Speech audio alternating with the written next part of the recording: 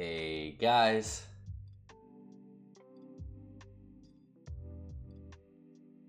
Can't even do that with a straight face. Love the guy. No pun intended. But welcome back, everybody. We got a new video here. I'm gonna try to make this quick because I recorded it once and it was like way too long, and I'm just like gonna get after it. But we got a Holy Priest guide here. Okay, we're gonna get into it. We're gonna go cover a few things. We're gonna get talents, gear, and then some rotational abilities, cooldowns, and then obviously it wouldn't be a markers guide if there wasn't a burst guide in here to do some big damn as Holy Priest. So let's get into it. Here we go. First up here, we're gonna start with talents. I'm gonna have 3 different builds for y'all here. We have a full-on thrusting healing build. We have a 3s build, a DPS 2s and DPS 3s build as well. So this is gonna be your typical stereotypical cookie cutter healing build that you're gonna probably want to use in something like Solo Shuffle. My apologies. Big things to point out here that are different from the other builds is we are going down this route over here of Lightweaver. So make sure you are reading these talents if you've never read them before. So you're getting increased crit. Your crits increase the healing of your next holy spell, which is going to be Serenity. And then after you cast that next holy spell, Serenity, your healing of your next heal or flash heals increase by 50%. And then you also have flash heal reduce the casting of your next heal.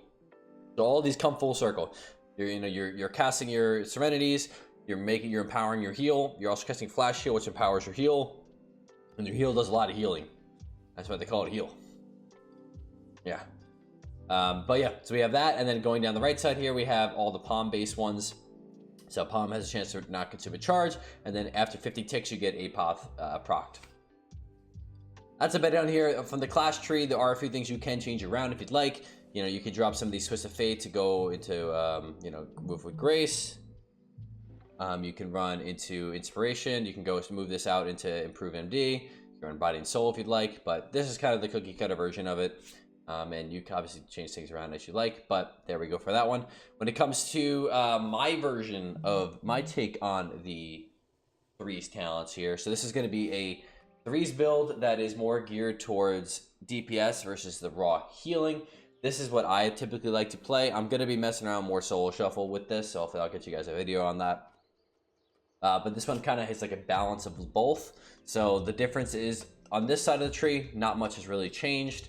I did go into a little more body and soul because if I'm going to be running in and out and doing stuff, I want a little bit more movement speed. I can obviously take this one move of grace, move it into MD if I like. But we got that on this side, and then on the priest or the holy side, things that just change is I move these points over to burning vehemence. For 30% increased holy fire damage. I did take Imperial Blaze for the 3 casted holy fires that do a chunky damage if you combine it with Divine Word. So Divine Word is when you use this, your next holy word spell. The next holy word spell will be juice you up. So if you use Chastise, 30% increased damage. If you use Serenity with this, the cool thing is you can use this offensive and defensively, so you're not fully committing to playing offensive. You can use this on Serenity and increase your healing a ton. If you are in danger and you are running this offensive build, you can run that and you get a ton of healing and reduce mana cost with that as well. And lastly, I just took these last 2 points into desperate times because when you're doing a lot of damage, there are some desperate times there. So increase the healing by 20% on friendly targets that are below 50% health. So below 50% health, they're going to be able to proc a little bit more healing. This synergizes very well with Holy Power with Life, especially if you combine that with Ray of Hope as well. So a lot of healing, a lot of damage in there, or moderate healing, moderate damage. Honestly, pretty high damage.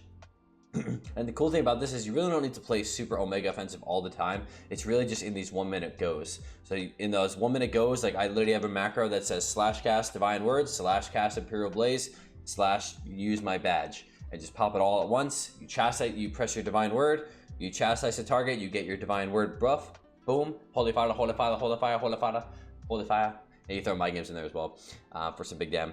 So there you go. There's my DPS 3s build, and then finally we're gonna go into the Mega Damn Full Thrust DPS Healing 2s build. Okay, Healing 2 build, DPS 2s build. Okay, only thing that changed on this side, I dropped Void Shift because Void Shift, I didn't see, it's not as imperative as like this Void Shift because you do have Ray of Hope and you have Guardian, which can save your butt anyway. So I moved those talents into big mind games, because mind games, if you did not know, is not nerfed for holy as it is for disc and shadow. It is modified for disc and shadow, but it was not modified for holy. So I've hit up to 80k crits on this. If you see my videos, I've been hitting some juicy ones. And then when it comes to this side, I opted to move Desperate Times into Light and Naru just to give me more CDR on my my Chastises, as well as Searing Light, so I get more smite damage because I'll typically have more time to cast in 2s and can spam smites out. And then I did opt to go for Sanctify. You can move these 2 points into Trail of Light if you'd like, but I feel like I was looking at my Trail of Light damage healing and it was so bad. And at least Sanctify gets you some nice AoE healing if need be. You know, if you're getting rotted down, you go behind a pillar and just double Sanctify really quick. And it seems pretty decent. So that's what we did on that. And that's about it. Yeah. So that is all the 3 builds that we have. When it comes to PvP talents, there's a few here. Spirit of Redeemer is almost always used. This talent is really, really powerful. It basically puts you into that spirit form on cooldown, and you're sitting in it for 6 seconds or so. I don't know. I think it's about 6 seconds or so. But if you combine it with Afterlife, it does increase the duration of it. So this does work with that. That's why I'm running the talent in all the builds. So this talent is great to press when you're getting trained, or you need a lot of healing and you don't want to have to deal with kicks or any sort of CC interruption because you're untargetable. A few tricks with this. One, you can use it while silenced. So why would you want to use it while silenced if you can't cast? DKs, if they grip you in, they do Strangulate goes on you. Even though you can't cast during that Strangulate, you can cast after the Strangulate because it's about 10 seconds, so you will have time to use it, but you can't get attacked. So it's like gives you a little bit of an immunity for it, which is really, really, really, really helpful. Let me tell you, because you go in that spirit form and you could just spam heal your teammates and everyone's usually okay. So really good for that. And then also, if you are getting trained in general, it's good to use. But if you are, let's say you're at like 20% health or so and you're really dying, you have nothing left. If you just use this, you're going to come out of it. It's still a low health. So what you would want to do is try to swap first. I mean, I'm not playing swap in this build, obviously, but in some of the other builds, I'm just talking about in general, you can swap your teammate and then pop Spirit of the Redeemer. So you'll be at full health now because you took their health. Then you could spam heal them. It's a really nice trick to use to be able to maximize the benefit of the Spirit of the Redeemer. Cardinal Mending. Cardinal Mending is almost always used in 3s. 2s, it's kind of hit or miss because you don't really get a great use of Palm if every target is not getting attacked, because they're not obviously procking back and forth and whatnot. So like Ellie's, Affliction Locks, Boomies, Assassination Rogues, anything that's going to be hitting everything, Cardinal Mending is going to be really powerful with in 2s. In 3s, pretty much always going to run it because there's usually at least 2 targets getting hit. So there's that. Third one here, I have Ray of Hope. Ray of Hope is really powerful as like a last minute heal, emergency heal. It's a pretty short cooldown too, so don't forget you have it. Same with Guardian, really short cooldown with the talent, obviously 1 minute cooldown. But you can catch people really low, or if you can, try to always Ray of Hope people in powered life range so that you can sneak a powered life, because you know, between combining Desperate Times, powered life, and Ray of Hope all together, juicy heals. Okay, so that is our talents for that. Some other ones that you maybe want to use hit or miss. Let's say in 2s you're just getting trained the whole time. You can run Divine Ascension and so now you'll have 2 things to basically immune yourself from them, which is really powerful to have. Otherwise, you can use Precog if you are confident in your ability to juke. It can be really useful because your casts are really fast, so it makes it easier to juke people. We have Catharsis during Rot, so I will use this in 2s versus like heavy Rot comps, like Affliction Locks, Ellie's, or just locks in general. Ellie's, Rogues, things that are going to be, and Boomies, but things that are going to be hitting everything. Catharsis can get really good use out of. Not as powerful as like Disc Catharsis is because you don't get Atonement Healing, but it's not bad. And then alternatively, we have Eternal Rest, Sure Death versus Mages can be useful, or you can use Thought Steal versus Mages to just straight up steal the poly. You cannot, I mean, other talents you maybe people talk about, Holy Word. Holy Word, I mean, I feel like it kind of lost its value. There's so many purges, it lasts, so you can just literally wait it out. It doesn't last that long. Sanctified Ground can be used maybe for your teammates if you want to Ori Mastery them, but game-to-game basis, I don't really typically use those. All right, that's it for the talents. Let's get into the gearing and stats. So in general, stats is going to be Mastery, then Haste, then Crit, and then obviously Versus in there as well. But a few different things. If you are playing a full, just a full defensive healing build, healing playstyle, you want to play defensive, you don't care about doing damage, just full on thrust to mastery as much as possible, like even more so than verse. If you are playing something like I like to play, like a little bit of hybrid of both, I did mix a little bit of haste in there and verse as well. So with that in mind, just keep this note. I do have some haste gems. You can swap these gems. So all my gems are verse haste, and some are, there might be like one verse mastery one because of my mastery ring. But you have a few options. You can run verse haste is like the most offensive way to play it. You can do, I play a lot of discs because I wasn't going to regem everything back and forth. If I was playing main to mastery but wanted to do a little damage, I would go verse mastery. If you care about healing only, mastery haste is probably your best option in that regard, because you are going to be slacking a little bit on haste if you are playing full mastery. So it is nice to have a little bit of haste on the side as well. So you have a few different options for that. Just keep that in mind. So I don't have to keep, I don't want to repeat it on every single item here. But so running the 4-set everything but the pants. Okay, on the pants, I'm running the embellishment for the haste. Alternatively, you can run the Drake Breakers, the World PvP pants, because those are mastery, so they'll give you a little bit more mastery on there as well. But I opted just to go for the haste proc on there. Neck and cloak is going to be mastery. Obviously, you would get your gems. I went verse mastery. I need to still get the other gem on this neck. But I'm gonna be getting the main primary stat plus verse gem in there. You can go for primary stat plus mastery if you're playing full defensive. Mastery cloak. You don't have a choice for mastery on bracers, so you're gonna go haste. Weapon, your best option is gonna be mastery one hand, and the Drake Breakers offhand for haste because you don't need to go for the crit. Trinkets, insignia, and the medallion. Rings, I'm going the mastery one and the haste one. You can, if you want to full send the mastery, if you have the opportunity to have the 418 crafted version of mastery, go with that. That would be a great pick to have to give you a lot more mastery as well. And then I have personally have verse enchants on these. You can opt to go for mastery as well.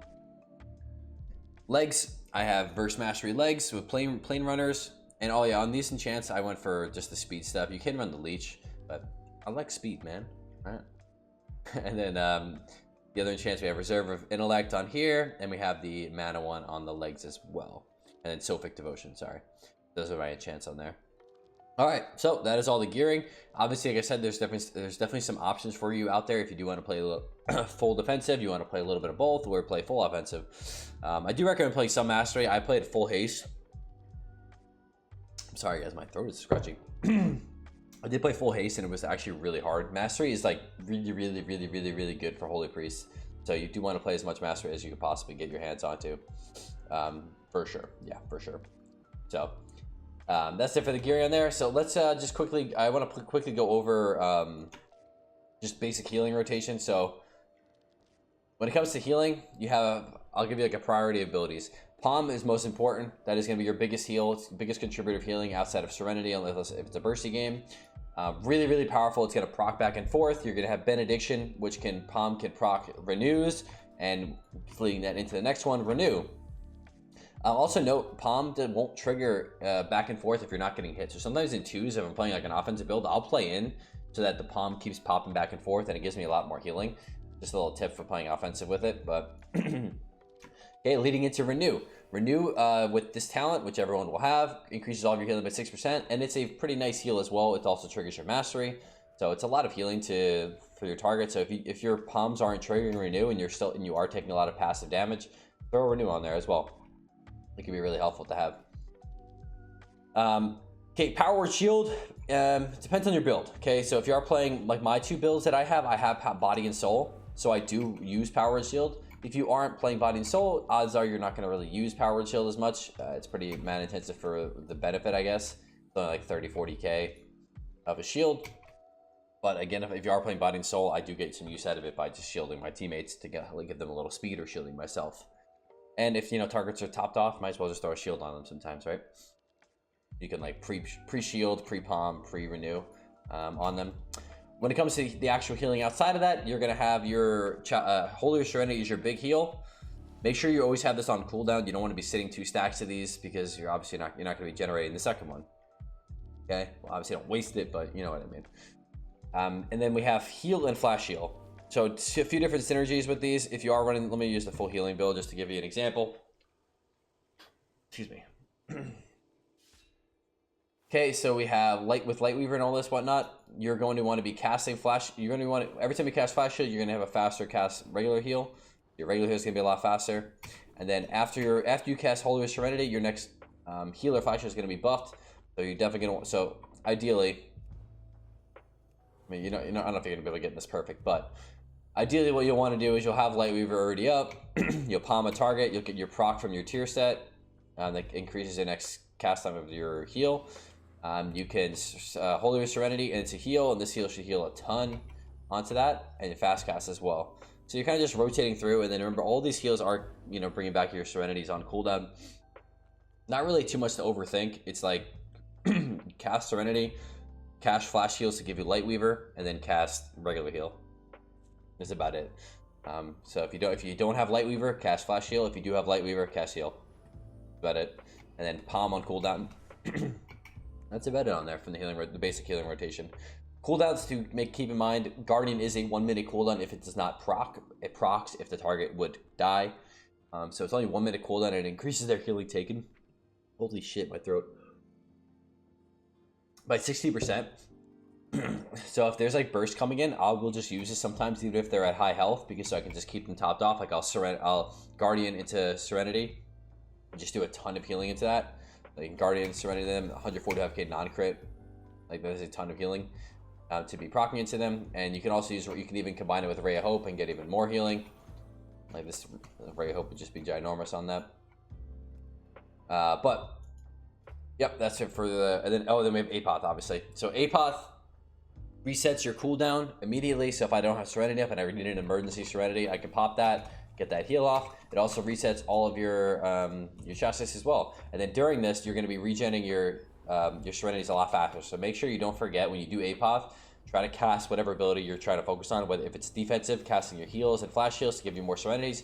If you're playing offensive, make sure that you're casting Holy Fire and Smites during it to give you the CDR on chastise to get that back as well.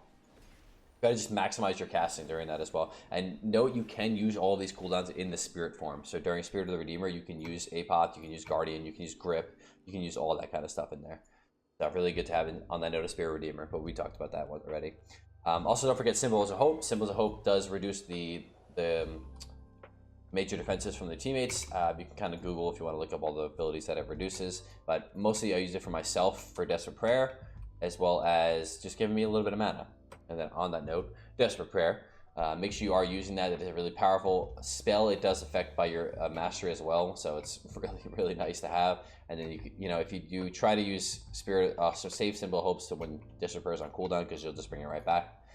So like if let's say there was a case where you just need the mana, but you have Desperate Prayer cooldown, maybe just proc it if you're taking damage, and then just pop that as well after that. And then lastly, we have Life Swap. So Life Swap, just whenever you're in danger, of anything else to use. I would try to use some of these other cooldowns first and save that for a last resort, because Guardian and Ray of Hope is really, really powerful on short cooldown to save a target. So use those first. If you have no other option, you can shift, or like I said, Void Shift with Spirit of the Redeemer. It's really powerful if you are getting trained. And then Shadow Fiend, use that on cooldown. PI, using that whenever you're going. I think those are pretty self-explanatory. Try not to keep this video too long. All right. We're going to finish off with some burst damage here, because obviously that's the marker's way. So we're going to do some burst damage. So I'll show you guys what I was doing in my videos and whatnot to maximize the damage on this. Okay, so we are going to be utilizing Divine Word, Imperial Blaze, and Mind Games. Okay, so typically I'll have my targets dotted up, and you can do this right off the bat. You can pop Imperial Blaze a little early too. It's kind of depends on the situation. Let me, I do have it, okay. So I have a macro that just casts all these at once. So badge, so at this point, I don't want to waste it, so I'm going to cast Chastise there. I'm going to Mind Games into then triple Holy Fire. And you're going to be popping some big boys. Those are 40k non-crits. Yeah, so during that buff, you're going to have 30% increased damage, which is very powerful. So all I did in that macro, so you guys know, use 13, which is my badge, Divine Word, Imperial Blaze. So usually I like to pre-Imperial Blaze if possible, but I can press that, and then I Chastise, and then I mine games into triple Holy Fire, and that's like my burst. So pretty simple. And then outside of that, just casting Holy Fire is on cooldown. You know, the smite isn't that powerful. If you have time and you have nothing else to do, obviously go for it, especially if you are running the smite talent. But you don't have to really go too crazy on playing like cold offensive. Just Holy Fire on cooldown, and then on those burst windows is when you really want to, you know, pay attention to it. So I'll do it one more time here. Let's say I have my target dotted up. I'm coming out in the gates here. This is gonna be my burst damage. I'm gonna PI myself, press everything. I Shadow Fiend 2, get my Imperial Blaze, gonna chastise some mind games, and then spam these Holy Fires, 80k. And you can spam Holy Fire after that, and then just spam cast these. It is a ton of damage, let me tell you. Like the most burst damage that I've seen out of a healer in that window. You know, it's some crazy damage. You can do that every 1 minute. Surprised this doesn't. If the meta happens to slow down, this might be really powerful with Rogue Mage again. But Disc has been so good recently, so it hasn't really been an option. But it's there for you. All right, guys, that is it. That was hopefully you guys got something out of all of this content here. And if you liked it, make sure you guys leave a like, comment down below if you have any questions, and I'll catch you guys in the next one. Peace out.